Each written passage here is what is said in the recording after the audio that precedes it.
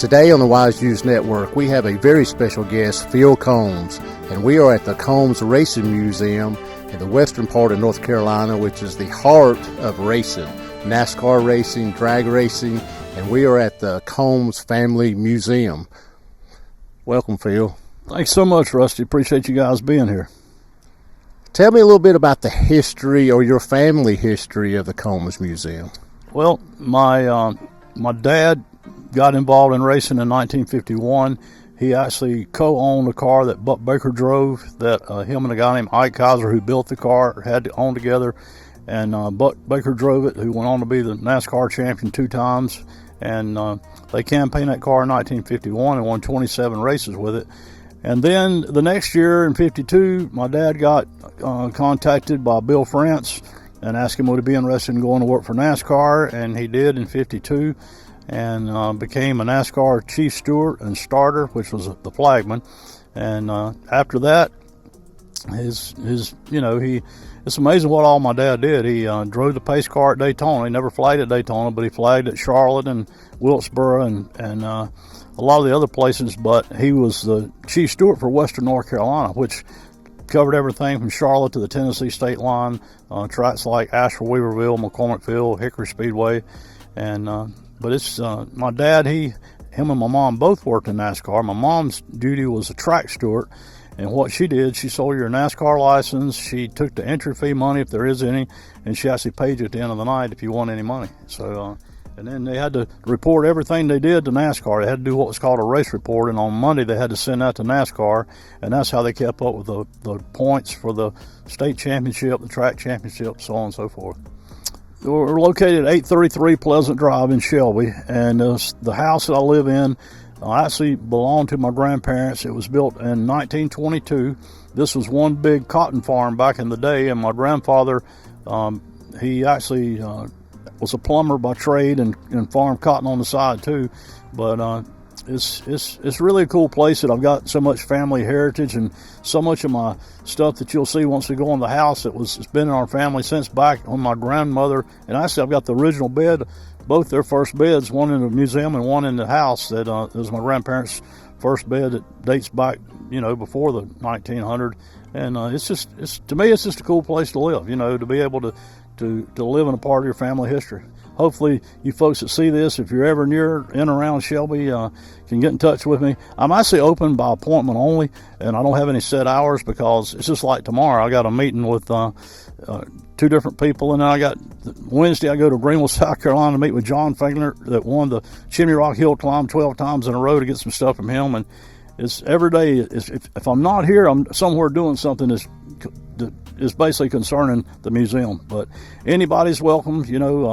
My 5th anniversary is coming up September the 23rd and 24th. It was a one-day thing. I'm going to extend it to 2 days this year because I have it on Sunday because there's so many people that race on Saturday that it creates a problem them getting here. So basically what we're going to do on Saturday is get everything set up and be ready for Sunday. But we're going to have a little cookout for everybody's here on Saturday night this year on September 23rd. But I hope that all you folks that are watching, if you can't come but one day next year, you need to come September the 24th because I had 153 drivers here last year.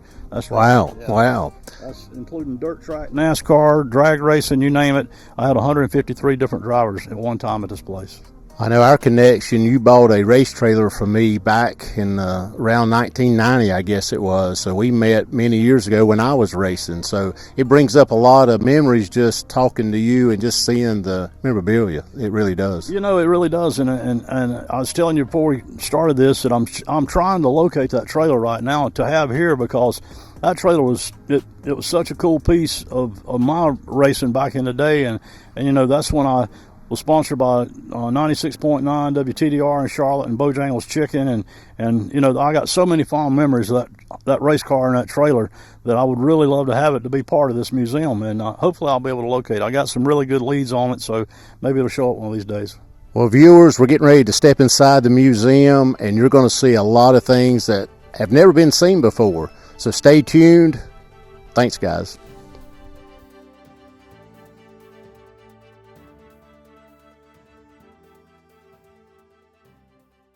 And I see baseball, and all kind of memorabilia. Yeah, you know, as I mentioned when we were outside on the intro, my interest is not all racing, even though a lot of people think that all I eat, drink, and sleep is racing. But my life has been a pretty interesting thing. That at one time I was involved heavily in baseball, and still a little bit with the volunteer work that I do with the American Legion World Series here in Shelby.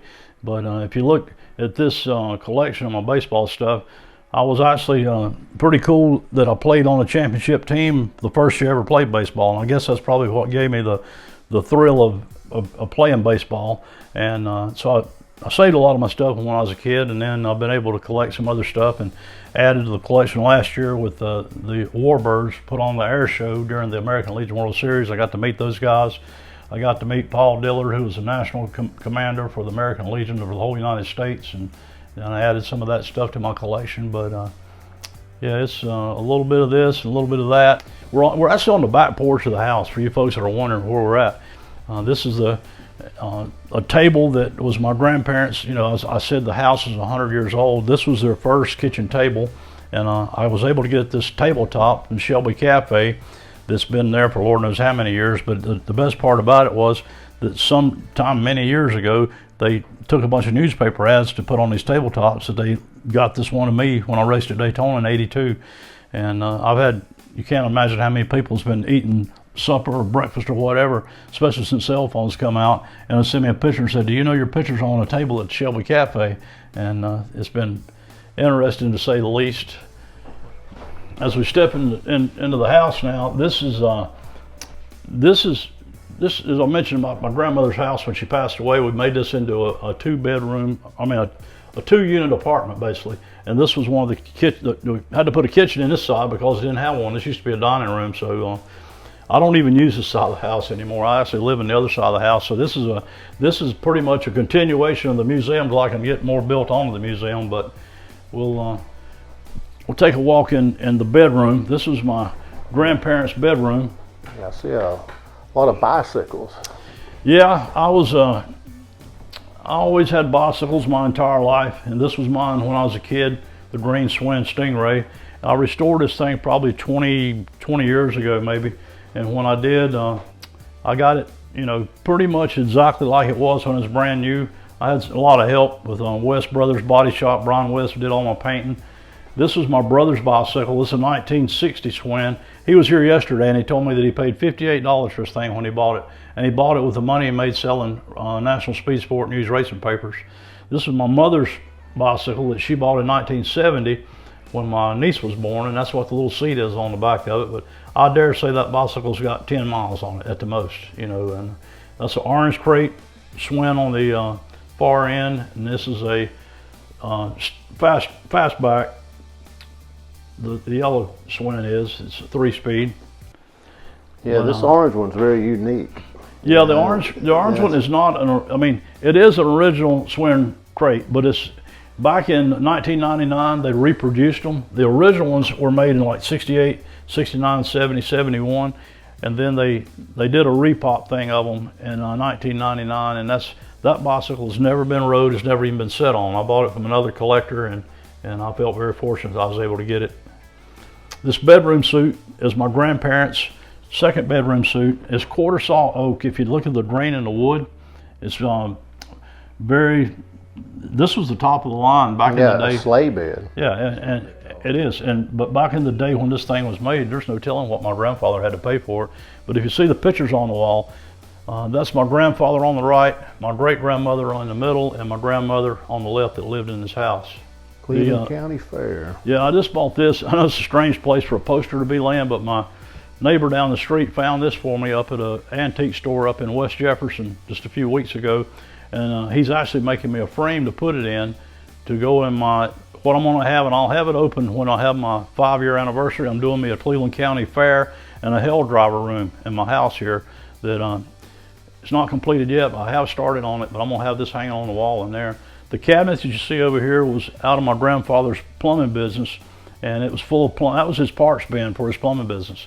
But after I had it restored, I had the same guy restored all his furniture, you see, and I thought, heck, it looks too good to stick back in that building, so I ended up putting it in here. But It's I've had everybody in the world tell me what they think it is, but the most logical thing that I've heard was a guy that said he really didn't know what it was. He said back in the day when women made their own clothes, they bought patterns at a department store, and that was the thing that the patterns were in. So I don't know if that's true or not, Okay. but That makes sense. it did kind of make sense. Yeah. All right, we'll step in here to the this is what used to be the living room, but now I made this into my Harry Gant room and my music room. I'm a huge music person. I mean, I love music, all kinds of music, but I've really got a huge interest in the history of the music in Cleveland County, and I have a Don Gibson display. Don's wife, Bobby's been here, and she actually gave me this. I'll show you over here. She gave me the lyrics. She had 200 of these made, and this is the lyrics from I Can't Stop Loving You, which is one of Don Gibson's biggest songs. And that's the original lyrics where he wrote it down, and she had 200 copies of these made and had them framed. It's just like it was when she brought it to me. I'm friends with Billy Crash Craddock, and I found this through another collector in Kentucky and got it, and he had signed it right here. He said this picture is from 1981, and he signed it there, and then I got it mailed to me, not in a frame, so the frame wouldn't get tore up, and I had it reframed, and then he signed this when he was playing in Shelby at this event right here. Actually, it's the Earl Scruggs Center, remembering Earl, and T.G. Shepherd was here, Janie Fricke was here, and Billy Crash Craddock along with Darren and Brooke Aldridge. So he signed it. He couldn't believe it. You know, there was a long line of people getting autographs, and they couldn't none of those guys or gals believe I found that. But there's a lot of history here. I met Don Gibson one time. He was in Shelby not long before he passed away, and I'd always wanted to meet him. And my mom lined it up. He was in town for a funeral, and so she lined it up for me to go over to his mother-in-law's house. That's where he was actually staying at that night. Him and Bobby was staying at her mother's house. So I got him to sign that, and he signed that little 45 for me. I found this. That's when Don and Bobby got married, and I found that and my mom's stuff when we was cleaning out her house, and I got Bobby to sign that. But there's some really cool stuff here. Earl Scruggs signed this album. T.G. Shepherd, he signed a lot of this stuff. Billy Crash Craddock signed about everything you see down here. So, and T. Graham Brown signed the stuff up top. Well, I've got to ask, Luke Combs, are you kin to Luke Combs? Well, I don't know for sure, and I'm gonna be straight up with you. I haven't looked on Ancestry.com, but okay. I have been told through some other people in the Combs family that we are distantly related, but now to say that I know for sure, no, I don't. But I would say that we got to be somewhere down the line. You know, he was born in Charlotte. He was raised in Fairview, right out of Asheville. He went to A.C. Reynolds High School, then he went to Appalachian. But I had a chance to meet him one time and didn't go. And now I can kick my butt. I mean, he actually played in Gastonia when a buddy of mine had him at a nightclub down there. And I tell you how, he was just getting started. He played for the door. Whatever they took in at the door was his. The guy at the bar that owned the place got all the drink money, you know. But that's where he started. And you look at him today now, makes millions of dollars off every year. But he's pretty amazing. But yeah, I just thought I'd ask. I actually talked to last name, and he's from North Carolina. Yeah, and I actually talked to Dean Combs recently, and you know, Dean lives at North Wilkesboro, and they're getting that place ready to open back up for the All-Star race. Mm-hmm. And Dean says the rumor has it they're going to have Luke at North Wilkesboro for a pre-race deal. So hopefully that'll come true. Now, if you look at this display right here, this is Benny Curley. Benny is the guy that got Harry Gant into racing. Benny owned the car that Harry Gant drove his first races in 1965, and Harry won the Hobby Championship. Well, back in those days, it wasn't like you could just race what you wanted to race. If you won a championship, you got promoted, they called it. So Harry had to move up to sportsman the next year, and Benny drove the car, and he won the 1966 championship in the same car that Harry won it in 1965. Well, Benny passed away last year, so his son, John, this is John when he was a kid. John he didn't want his dad's memory to go away, you know, and he knew what I was doing here, so he let me have his last helmet, fender cover, trophies that he won, some of the parts off of his cars, and just an assortment of other stuff, but just to kind of keep Benny's memory alive and well. I'm a big Harry Gant fan. I met Harry, you know, when I was a kid selling papers, and this is my Harry Gant collection. This is a hood off of one of his cars. I actually built this go-kart, this Skull Bandit go-kart as a tribute to him. I've got Sam Bass pictures. I've got a lot of interesting stuff, but this is still a work in progress here too. This room is not finished by no means. I got enough stuff that once it is finished, you folks that come here in September, pretty much everywhere you see a spot on the wall will be something with Harry Gant's picture on it. But I do have a lot, but I got a lot more to do in here. But you know, Harry, he was one of the more popular drivers in NASCAR during the era that he ran. He became known as the Skull Bandit, and he's an amazing man. He's 85 years old, and he still walks 2 miles a day, which is something I don't do. And he's 20 years older than me, but he's definitely an interesting man.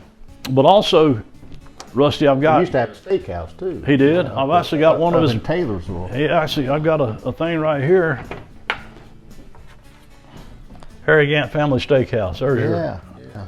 And but you know why he got out of it? He said it got so hard to find good help, and said that, you know, him and his wife, they wanted the place to be top notch, and said it got to where that they couldn't find the help to run it the way they wanted, so they just shut it down. But I want us to walk back down through here, if you will, and let me show you this. I mentioned about being a huge music person. I love beach music. And you know, one of the best beach music bands ever to me was the Fantastic Shakers. And Bo Schrontz was from Lincolnton, right beyond where you live.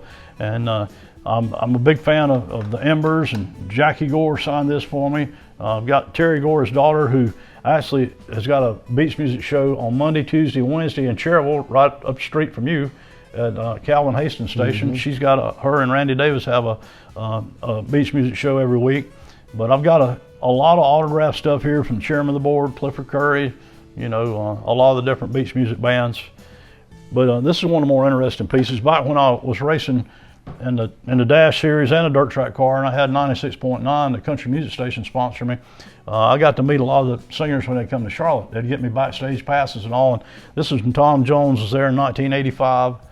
And if you look over here, I got this from Janie Freaky, got her to sign it. Conway Twitty's autograph on this, Dottie West autograph on that. I actually met her at Myrtle Beach at the Hilton when she was down there for a big country music jamboree. I'm really proud of this part. This is my Marty Robbins display. You see, autographed this right here. I didn't get that, but my mother did this night at Spartanburg. Marty was big with the Shriners, and Cotton Owens got him to come down and do a benefit for the Shriners.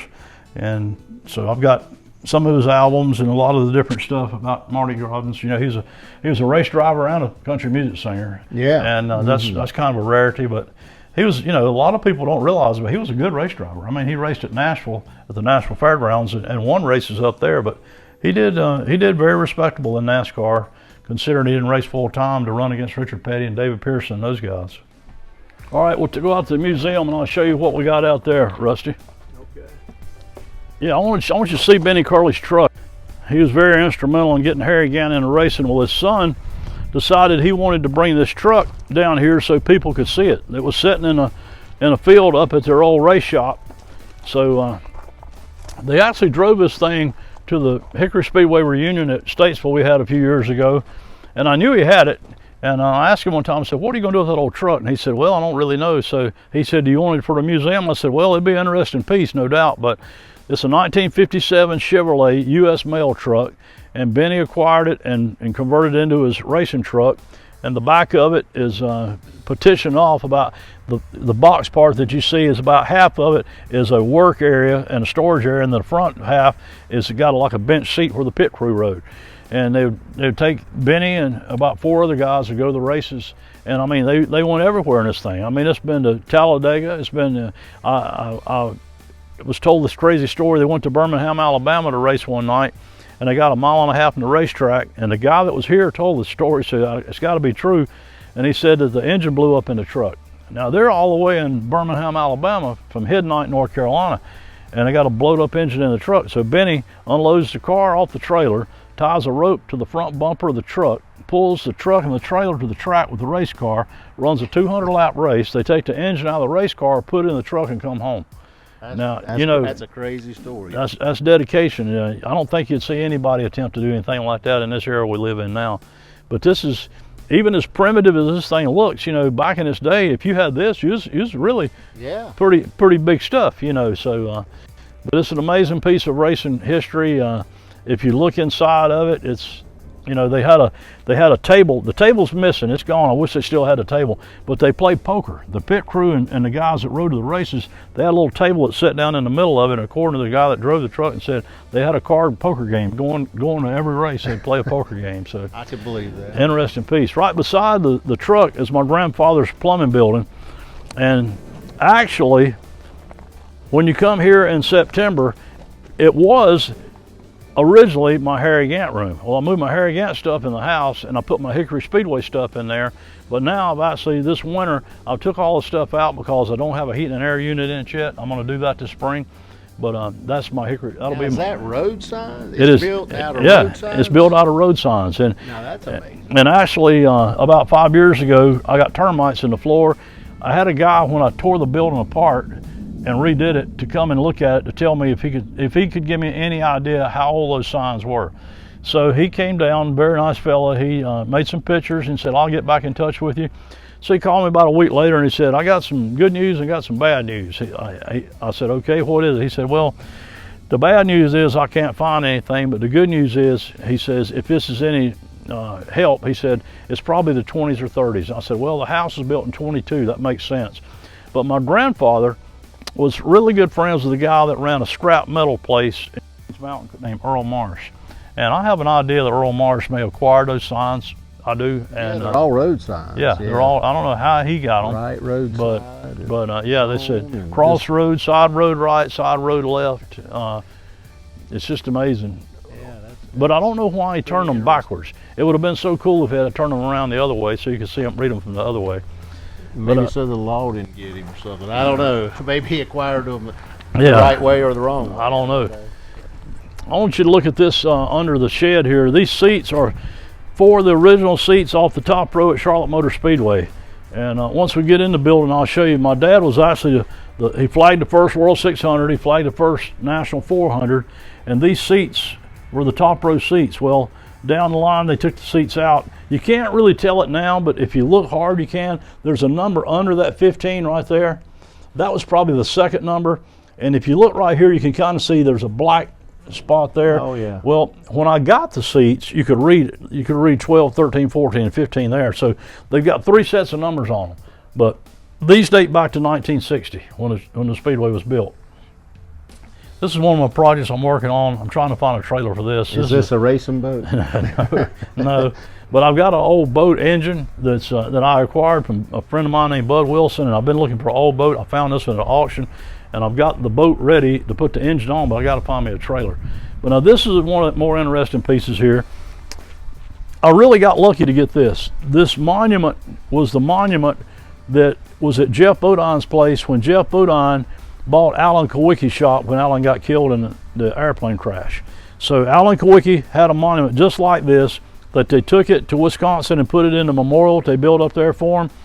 You can get on the internet and look. It's a 2-story building, and the top part has got a glass front, and you can see the monument that stood where this one was at. I mean, the original one's at.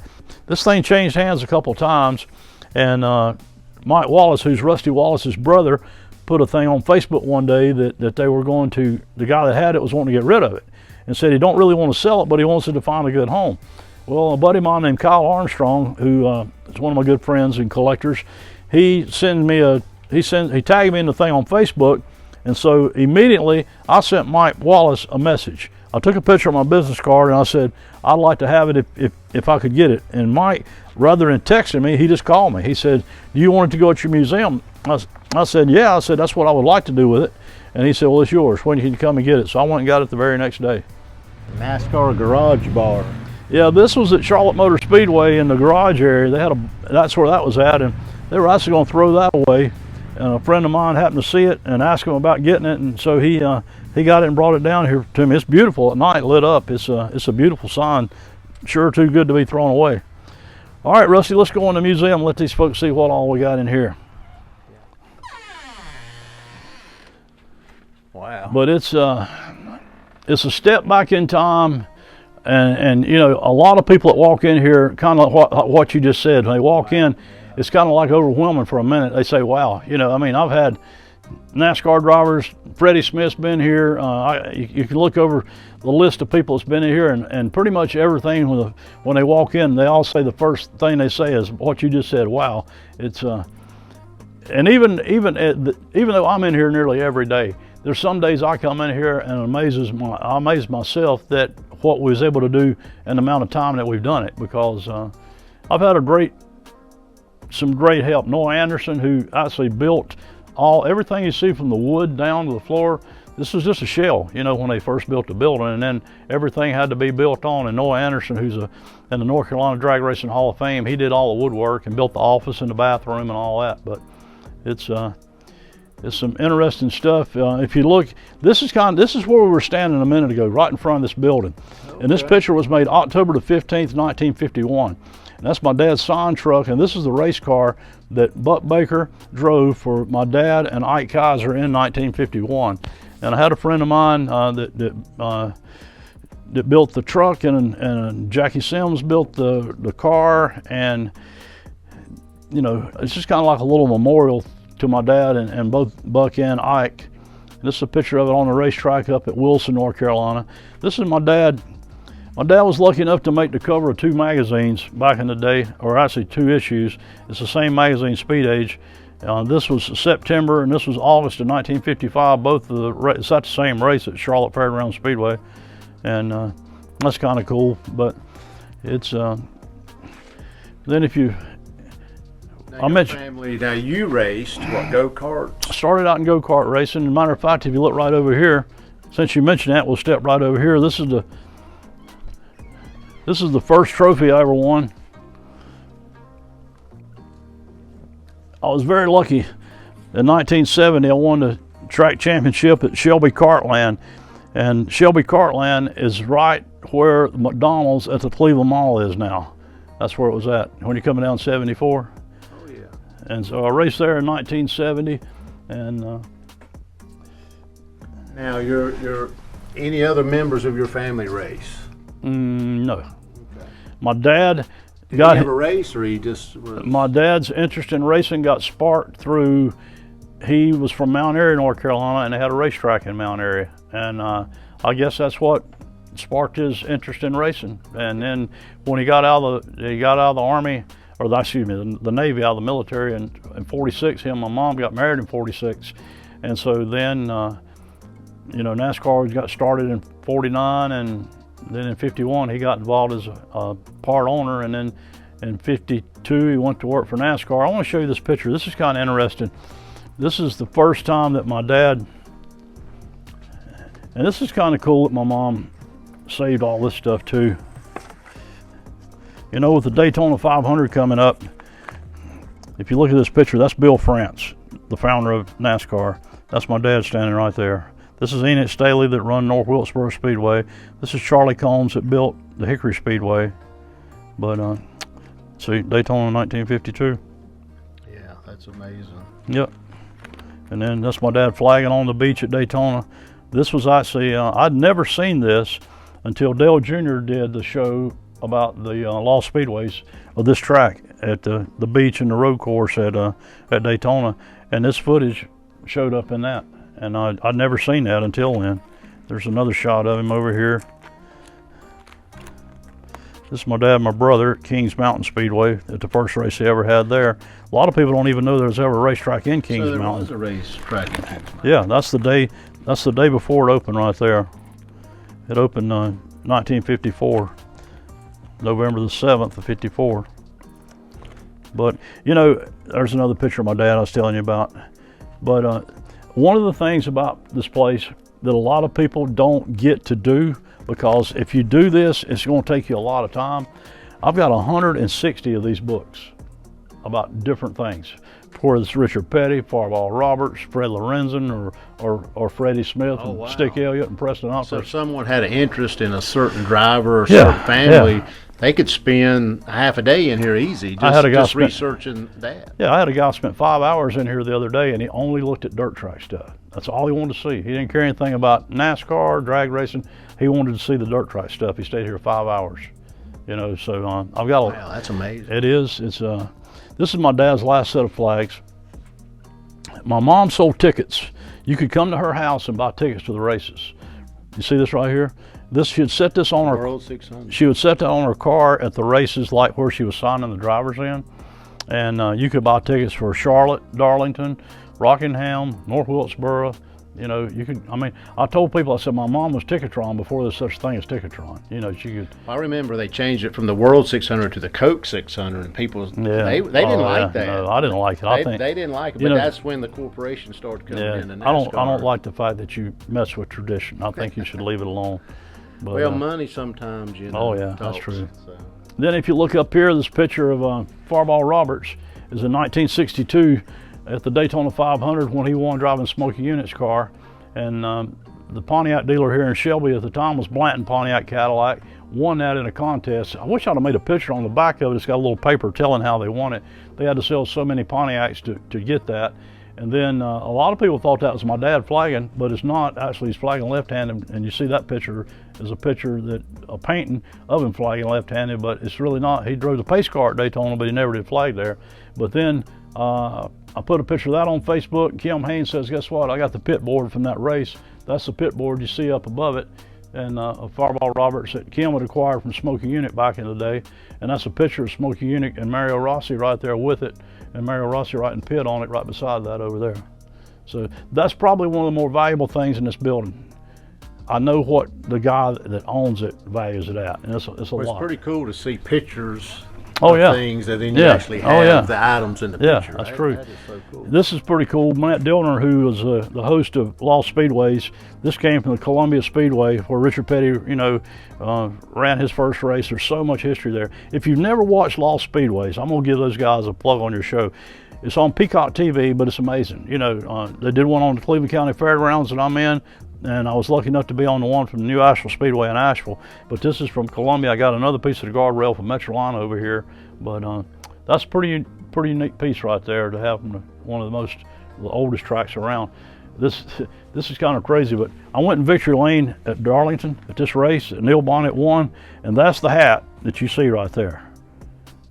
Wow, I got it from Neil. Yeah, I mean I mean that's how long ago I've been collecting stuff, you know. And then my Winston, this is all Winston collection. I just got this jacket this week, and the cigarette lighters, and then if you look up here, this is an original blueprint that was rolled up in a rubber band in a closet out my mom and dad's house that I found and had it framed from back in when the place was built in 1960. And that's my dad pointing in that at the infield, and another friend of mine, J.J. Grice, just located that very ad when he was doing some research about a book he's writing about the Concord Speedway. He found that in there just this past week.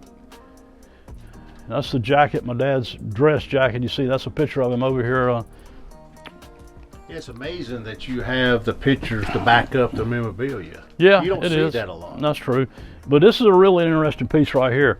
Chris Economaki, who was one of the greatest announcers ever, and he was a journalist. He had a newspaper, a racing paper called National Speed Sport News. Well, Chris was friends with my dad back in the day, and he wrote my dad this letter in 1958, May the 1st of 1958, and what he wanted was my brother to sell his papers at the races.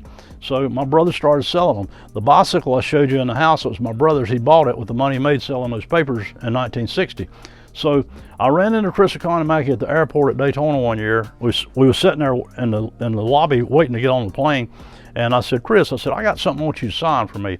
I said, it's a letter that you wrote my dad in 1958. I said, but I don't want you to sign it just any day. I want you to sign it on May the 1st of 2008. And this was like 2007. And he said, you just mail it to my secretary and I'll do whatever you want. And I did, and he signed it. 50 years after he wrote it, he autographed it again.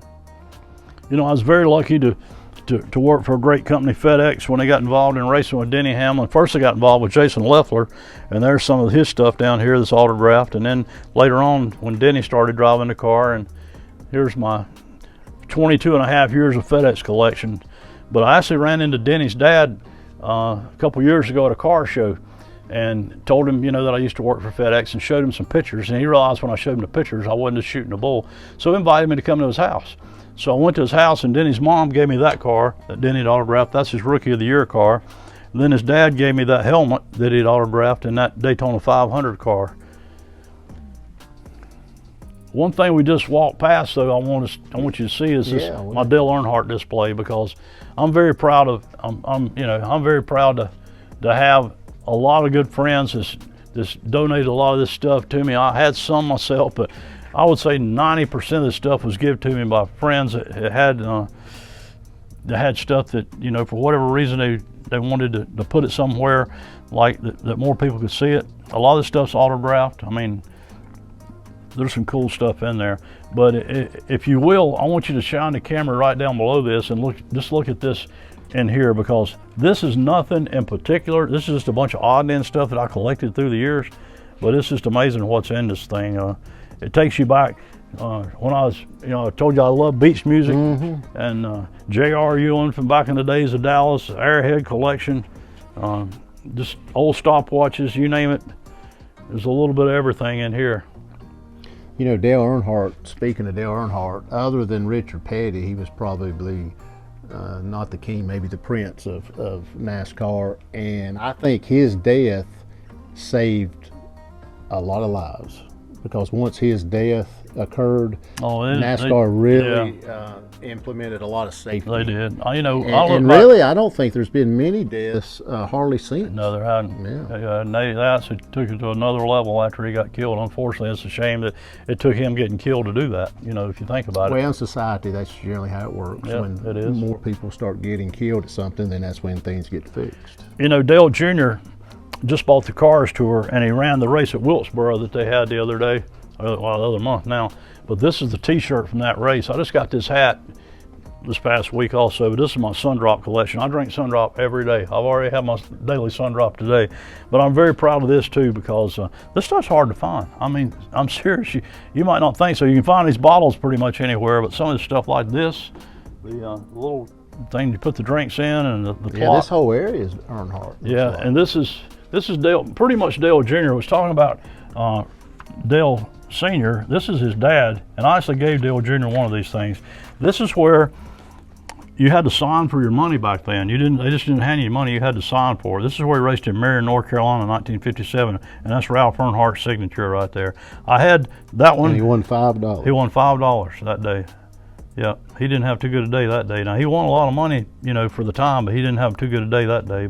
And there's another one from 1966. Yeah, that one's $5. $5. But $5 was a lot more than it is now. Yeah, but this is a cool piece right here. Dale Sr. autographed it. Dale Jr., Kerry, Kelly, and Sam Bass, who's the artist that drew this. I've raced against every one of those except Dale Sr. I sure have. Now, if you turn right around, this is the camera collection I mentioned to you about. It's all started out with a buddy of mine named Harry Cantrell that brought me a bunch of these cameras. And I have people come in here, nearly every person that comes in here says, oh, my sister had one like this, or my dad had one like that, or whatever. But if you look from this side over, some of this stuff was my parents, like that's their projector, and these are their cameras. This is my brother's telephone. This is my first ever cell phone. We look at cell phones now, and you imagine carrying one of these things around like carrying a brick in your pocket. Oh, yeah. But that was my first ever cell phone back in the day. And believe it or not, this is the first cell phone I ever seen was one of these bag phones. And now you look back, and it costs $2 a minute to talk on that thing. I remember in the early 90s, those were out. Well, when I used to work for Simpson, and we went to the 24 Hours Daytona, which just ran this past weekend. I was there in 1990, and Butch Stevens, who was part of the outfit that I worked for down there, he had a phone just like this, and that was in 1990. So you're dead on it. You hit it. I had the guy here the other day. 8mm. Is that what that is? And he was telling me that this is one of the older cameras in here, but some of the ones that's got the thing that they go together like an accordion. Oh, yeah. Those are the oldest ones. Yeah. We get on over in this section. There's my Bill Elliott stuff and David Pearson stuff. If you look in here, if you ever get a chance to go to Dawsonville, go to the museum, the Georgia Racing Hall of Fame. This is a brochure on it right here, and just right up the street is the Dawsonville Pool Room. And I just seen a thing yesterday that a friend of mine that works there, Bill Elliott, was there with Ken Schrader eating lunch. Ken Schrader had come up there. He'd been at a race not too far from there this weekend at Boyd Speedway, and he came up to Bill's house, and they'd come to the pool room to eat lunch. But this is where I got my start in racing. That's me at 7 years old. I sold Southern Racing papers, and the story that was a thing they put in the paper about I sold them at Asheville on Friday and Hickory on Saturday. And this is my mom, and this is a car that they furnished my mom and dad in 1956, a Dodge station wagon that served as two different purposes. It was an ambulance and a pace car. Yeah, you know, back in the day they didn't have ambulances like they do now. If you got an ambulance, a lot of the racetracks used a hearse like they had at a funeral home. I'm serious. Oh wow! And so they had Bill France, who was an amazing guy. He came up with the idea. He had his own ambulance, so it had everything. The ambulance and the pace car all together. Yeah, and a hearse as a pace car, or just the ambulance as the hearse as an ambulance. They used it for both things. I got pictures of. Oh, a hearse as a pace car? It's not the hearse, but the ambulance is a pace car. Yeah. Oh yeah. And this is one of the things that I'm very proud of because I was a good friend with Jack Ingram. This is my Jack Ingram display. The biggest race ever at Metrolina Speedway. He gave me that trophy. These are Hickory Speedway trophies. This his last uniform. That's his last helmet. That's his Skull Bandit jacket that he was very lucky to have Skull. Same people that sponsored Harry Gant sponsored him for part of his career. So that's a pretty neat part. All right, I'm going to take you in the office. It's not my office. I made it like my dad's sign shop office. He opened this sign shop in 1946, and this is the desk.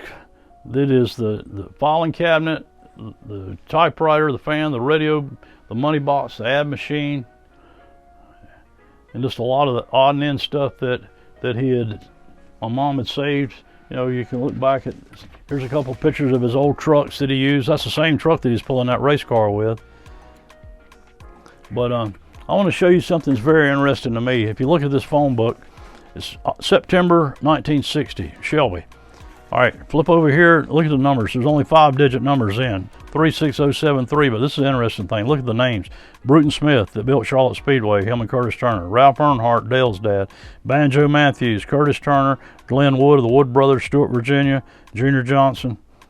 I mean, that's pretty amazing. Wow, that's amazing. Show that to the camera. That's pretty interesting back in the day. It really is that he, but you know, he dealt with these guys on a weekly basis, you know, flagging the races and working for NASCAR. So he definitely, he knew every one of these fellas.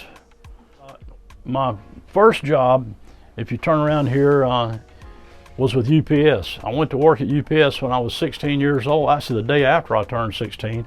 And this fella right here named Terry Whitener, who now owns TRT Trailers over in Lincoln. If you ever need a trailer, that's where you need to go buy it. Terry, raced go-karts for Terry when I was 15. And so when I turned 16, I went to work for UPS, and I worked there for 10 years until I actually moved to Alabama and lived there a little while. When I came back, I couldn't get my job back, so I ended up working at Carolina Freight, where your dad worked. And by the way, Rusty's dad, Hillard, signed my Carolina Freight cabinet right there. Yeah, I see they've got all their CB handles. Yeah, I got them all to put their CB handles on there. And this is my Carolina Freight collection of stuff. Up on top, probably the thing I'm most proud of is that vest, is the safe driving vest. I never wore it. All I did was put my patches on it. So, but I'm very proud that, you know, luckily enough, not saying I didn't come close to, but I never had an accident, because you drive as many miles as we drove, you know, guys like your dad, it's very easy to have an accident. This is my Buddy Smith display. And I'm very proud of this because Buddy and I was really good friends, and unfortunately Buddy died from cancer. And but I'm very proud of this display. It started out, he gave me this hat, and he was very famous for wearing this orange leather hat. You see, he's got it on in that picture, a lot of pictures. This picture, and that one. And Buddy, he was known, as Richard Petty's known for wearing a cowboy hat, Buddy was known for wearing that orange cowboy hat, and he had that Shriner's badge on the front of it. And then right beside of it is Randy Morrison's display. Randy was, you know, you being from Cherryville, Randy was kind of like a Cherryville hero back in the days. You know, Randy won a lot of races, modified races, dirt track races, asphalt races. Yeah, he helped us with our car setup on some races. Randy won. All right, Buddy won the first track championship at Tri-County Speedway, where I announce that now, in 1985. Randy won in 86. There's a helmet he got right there from NASCAR. Buddy won in 87. Randy won in 88. The first 4 years, those two guys won the championships. Yeah, I remember the Winston Racing Series, all the tracks around here, and yep, and named my son Winston, so that's pretty deep, interesting. Yeah, deep, that is. Deep and this is Kenneth Deese. Kenneth unfortunately passed away from the COVID, and all three of these guys died within 3 months of each other, and all three of these guys were really good friends. It's such a shame that they're all gone now. But I did a memorial for them this past year at my anniversary. Matter of fact, there's Randy's candle, there's Kenneth's candle, and there's Buddy's candle. But you already had this set up? I already had it. I had it set up. And they all died within, what, 3 months of each other? 3 months. They sure did. That's amazing. And then this is Carl. I had 6 people over here at my 3rd anniversary that passed away, so I did a memorial for all 6 of them. Carl Smart was one of them, and I got a family member to come and light each candle. So, family member or friend. Wow, that's very coincidental. And these go-karts are, some historical pieces. The guy that raced this kart, his son actually gave it to him. He won over 100 races, and he gave him his dad's trophies, his helmet, goggles, and the go-kart, and I restored it. But they did a story about this in American Muscle Kart magazine, which was that was a pretty high tribute to have those folks come and want to do a story on it. But that's a neat piece of go-kart racing history. All right, let's step into the bathroom. I want you to see if you've ever seen this much stuff in a bathroom. A lot of Tony Stewart stuff in here. The next thing you're going to see here is Dick Trickle's helmet that he had when he drove for Bud Moore down in Spartanburg, South Carolina. A lot of Dick Trickle fans in this part of the country. And if you look over here, this is a cabinet that came out of this house. It's the house that's next door to me that actually is if you're a Bowen, B-O-W-N, you're probably, if you trace your roots, your probably roots are going to be traced back to this house. This came out of this house. This is probably the oldest thing in the building. This house was built in 1855. Now, whether this was built that long ago or not, I don't know. But I would still say this is probably the oldest thing in this building right here. I took it out when we put a bathroom and a kitchen all in there, and redid the house, and I told my mom I was going to keep it. Here's my bottle collection. This is my brother's kind of. He's the one that, he was a big bottle collector, and he's the one that put all the bottles in here. My brother's played a bigger part. I hadn't mentioned him that much, but my brother, he comes up with stuff nearly all the time. He brought me some stuff yesterday, actually, and some hats and stuff that he's located. He found a box of hats in a closet from back in 1980 something. It was kind of like a time capsule box. He brought all this stuff over here, and it was just a bunch of cool stuff. All right, if we step over on this side, at one time I had this place set up that some of my friends could stay here, and actually Bosco Lowe, you might have heard that name.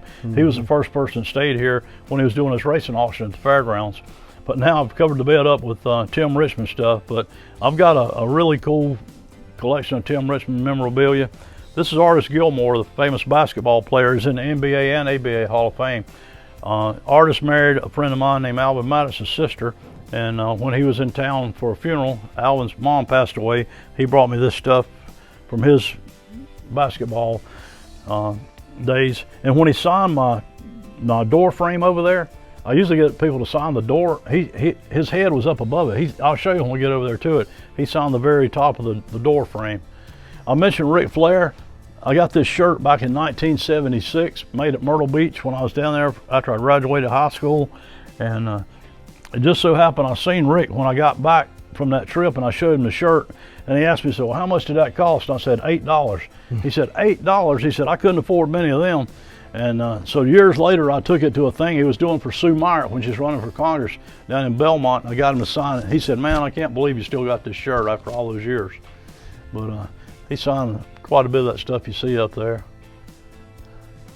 Here's some go-kart racing engines. Every one of those engines there have got some kind of a story behind them. Whether that's a Lynn Haddock engine, a Bud Wilson, Mike Clements engine, Robin Bradshaw, and Otis Merritt, which for the go-kart people that watch this, that's 4 of the biggest names in go-kart engine business. You know, that's like having, say, Waddell Wilson or Robert Yates, you know, building your engine. You know, I'm very proud of this. Richard Petty won 10 races in a row in 1967, and this is a picture of him taking a checkered flag at North Wilkesboro, and that's our dad giving him a checkered flag right there. And this is pretty interesting paper in itself. Daddy was at the race the very first Daytona 500, and this is when, you know, they didn't know who won the race when it was over, because they didn't have a photo finish camera, and it took them a couple of days to decide. And so this paper came out on Thursday, and that's when they decided that Lee Petty had won. Oh, so it took that long to figure out who won. It did. Wow. Mm-hmm. And this is my Richard Petty collection of stuff here. This is by far not all of it. I've already started moving the Richard Petty stuff in the house to a room that I'm going to make a Richard Petty room out of. But there's a lot of Jimmy Means fans around here. This is my Jimmy Means collection. I met Jimmy in 1982 when I raced at Daytona. You'll remember this. You remember you had to get a physical before you get on the track. And I went in to get my physical, and Jimmy Means was in there getting his. That's the first day I'd ever met him. But that was pretty cool. And then he ended up moving to Forest City right after that. This is the drag racing section, and there's some historical trophies here, and I'm working on this, but I'm just getting started. This is Scotty Cannon's trophy. That's Scotty Cannon. He went into the North Carolina Drag Racing Hall of Fame last 2021. I know you mentioned Jimmy Means. I drove an ARCA car for Jimmy. Yeah, Jimmy's a great guy. He is. He really is a great fella. But yeah, this is all my drag racing collection. Doug Herbert helmet from over. So you've got drag racing stuff in here too. Oh yeah, a lot of drag racing stuff. But you know, Doug Herbert used to have a place in Cherryville, and the old Chevrolet dealership, and this is some of my Doug Herbert stuff. That's a piston and a rod out of his car. Tommy Mooney, good friend of mine. And this guy, Barry Setzer, he was one of the big funny car. He was the first super team owner. He had a funny car, a pro stock car, and a top fuel car. And Barry died a year ago tomorrow. We're doing this on the 30th of January. He died the 31st of January last year. This is a neat trophy. I just got this recently. This is one of the latest editions. Don Carlton won this trophy in 1975 at the U.S. Nationals. And that's a picture of the trophy that you see right there. And this is the guy that outrun him. I mean, he outrun, excuse me. And I'm very proud to have this. Don's son races at Tri-County where I announce that. And he let me put this in here. Darrell Waltrip jacket. And if you look at this, it's a Richard Tharp funny car jacket.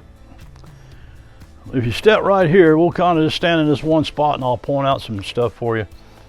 If you look up at the top, at the oil cans, I got a big oil can collection. There's more oil cans right down here in front of us. But this is what I like to call my library.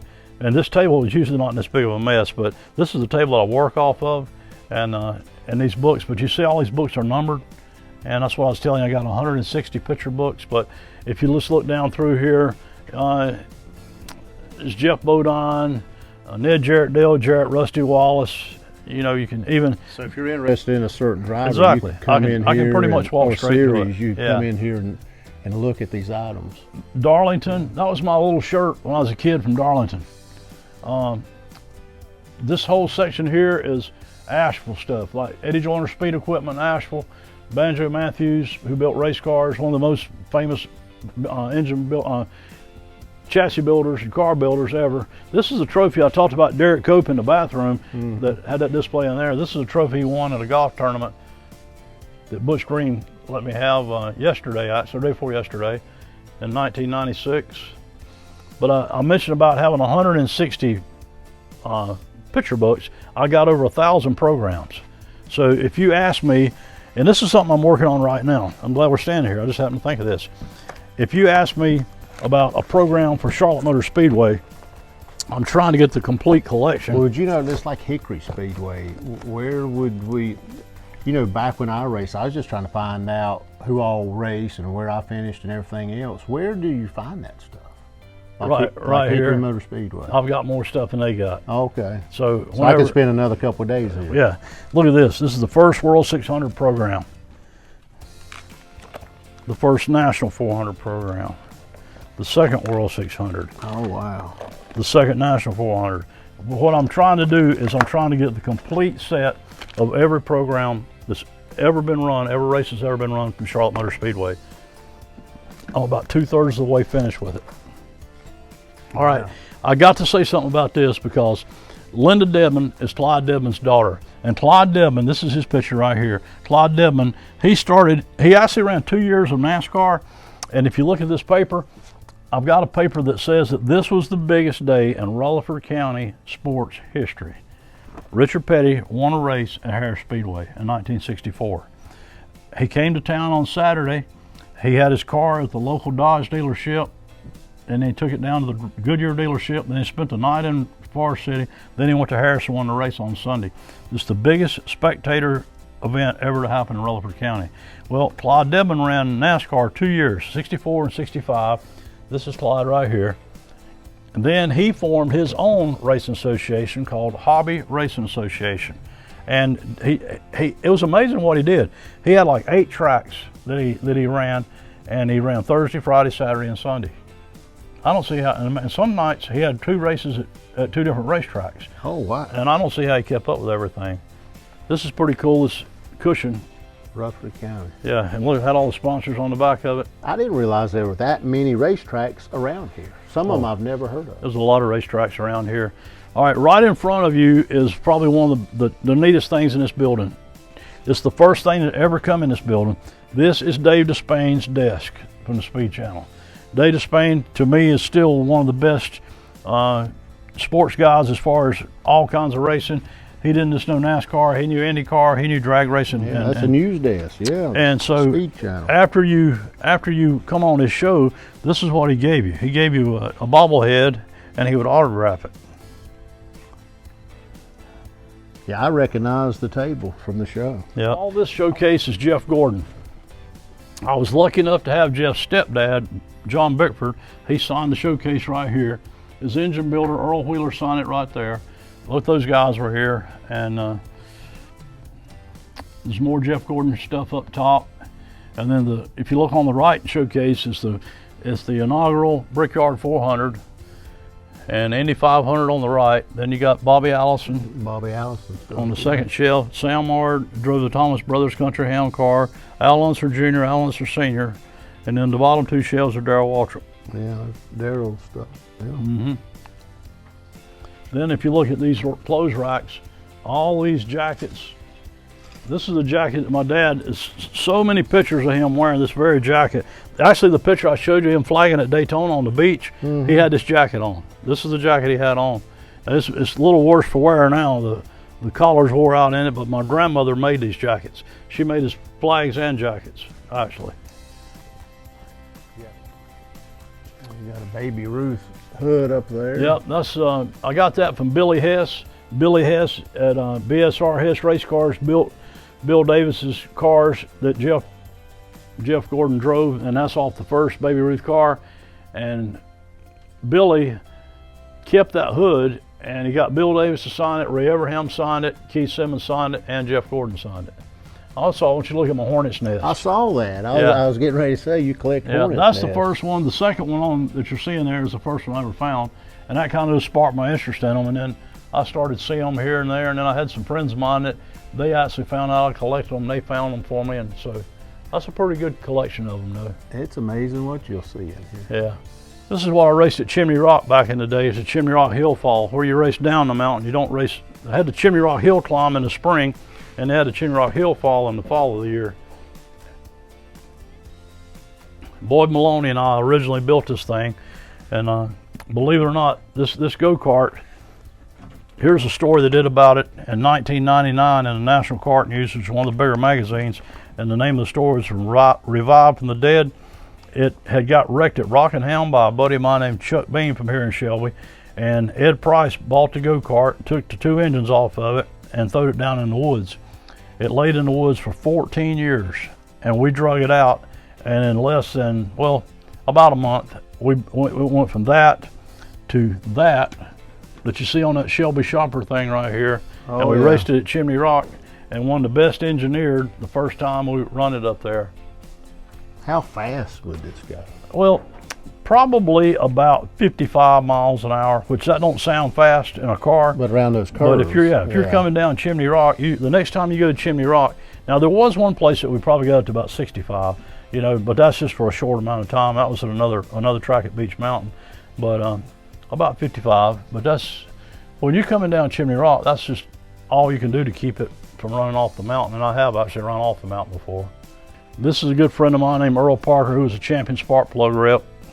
Earl helped a lot of guys. He's actually in the Cleveland County Sports Hall of Fame. He was the first automotive type person to ever get elected to that. I remember him helping us years ago. Oh, I'm sure, yeah. With plugs. Yeah. This is an interesting picture.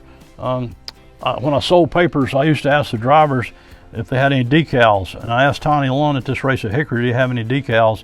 He said, I don't have any decals, but I got a picture I'll give you. So they just made this movie about him called Hard Charger. And so he had a pack of these things, and he pulled one out and he signed it for me right there. Well, then here come Richard Petty. I got him to sign it. Roy Tyner, Wendell Scott, Ned Jarrett, Buddy Baker, Wayne Woodward, Bobby Isaac, Stick Elliott, J.D. McDuffie, J.T. Putney, Curtis Turner, and Tom Pistone. Wow. Yeah. Legends on one piece of paper. And Tiny Lund, who got killed at Talladega, this is my Tiny Lund collection right here. I've got some really, really good stuff in the scrapbook about Tiny. He was one heck of a race driver. He unfortunately just in the wrong place at the wrong time at Talladega and got killed. This is the flag that was in the Hall of Fame at Charlotte of my dad's, and he flagged the first race that Rex White ever won at McCormick Field in Asheville. Well, Buzz McKim contacted me about wanting to put a flag in the Hall of Fame because Rex had mentioned it. The guy that he was driving for from Maryland bought the flag from my dad. So when the Hall of Fame group heard about it, they contacted me and said, we'd like to have one of your dad's flags from the 1950s. So that's the oldest flag I can find. So I figured that was probably from at least back in those days. So that stayed there. That's just handmade. Yeah, my grandmother, my grandmother, she made those. And it stayed there for 7 years. I just actually got it back last year. There's AJ Foyt's uniform behind it. The black and gold uniform from his Copenhagen IndyCar racing. Then that's me, Daytona 1982. Probably the proudest day of my racing career. I finished 15th out of 50 cars, and I would have finished in top 10. I had an oil leak and had to come and get some oil put in it, but I was still tickled to death when you consider I just bought that car in November and raced it in February from Kurt Shelmerdine. It just went in the NASCAR Hall of Fame. That's an accomplishment. I know back when I was racing, they'd be 75, 80 cars try to make the field, and just making the field was an accomplishment in itself. It was. It really was. This bright green light came from Kurt Busch when he drove the monster car. That's the light that hung on the stick when they had the night races. Oh, yeah. So you could see where his pit was coming down pit road. Well, NASCAR's come a long way. Just from lighting up the track was a big deal. Yeah. It's amazing. I got a trivia question. Who's the first driver ever to drive around Charlotte Motor Speedway with the lights on? Dale Earnhardt. Dave Maynard. Dave Maynard. Yeah, Dave Maynard III. And the way I found this out was, I thought it was Dale. No, Dale was there, and Dale didn't want to do it. Dave Maynard told me that they were all down there. Was he in Earnhardt's car? I don't know whose car he was in. I swear I thought it was Earnhardt's But he said that Earnhardt and all those guys were down there the night to cut them on. And they said, well, who's going to be the first person to make a lap around here? And they asked Dale to do it, but he didn't do it. And he said, Dave, you do it. So Dave, he said he was the first person to ever go around the track. The way I found this out, his daughter raced go-karts, and he came to Thanksgiving Thunder one year, and he and I were talking. He said, my claim to fame is not what I won. The race that I won is I was the first man to ever make a lap around Charlotte. I remember being there. I thought it was Dale. Phil, we really appreciate you having us today. I'm so more informed now than I've ever been on racing and just a variety of items, not just racing, but just historical items in general. Well, I appreciate you guys coming.